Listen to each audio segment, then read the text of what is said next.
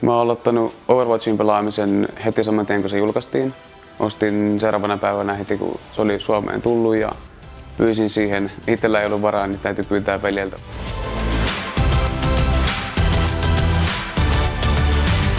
Muilla pelaajilla ehkä on etu siitä, että on saanut pelattua vuoden enemmän, mutta ei se haittaa, kun drivea riittää, niin kyllä sillä pärjää. Minun rooli meidän joukkueessa on pelata supporttia ja jos tarvitaan, niin voin sitten vaihtaa muihinkin rooleihin, eli tankkia tai sitten damagen tekijää. Että se riippuu ihan mitä sen hetken metassa pelataan. Overwatchin heroista mä pelaan Anaa eniten tällä hetkellä, koska se on se rooli, mitä mä pelaan meidän tiimin kanssa. Ja sen jättää sitten toiseksi eniten, koska se on toinen, mihin mä joudun aina välillä vaihtamaan.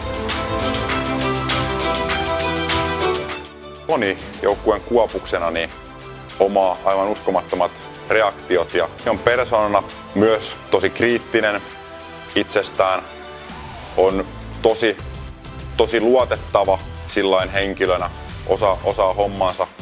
En mä tommoista voi sanoa, ei pitää paikkansa, kun ei se ikinä ajoissa paikalla.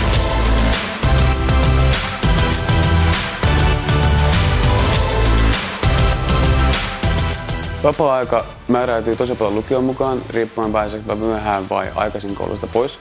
Jos mä pääsen aikaisin, niin mä koitan ottaa mahdollisimman paljon laulamista ja käydä lenkillä. Ja se on semmoista ylipäätänsä fyysisen kunnon tai sitten muun harrastuksen pitämistä.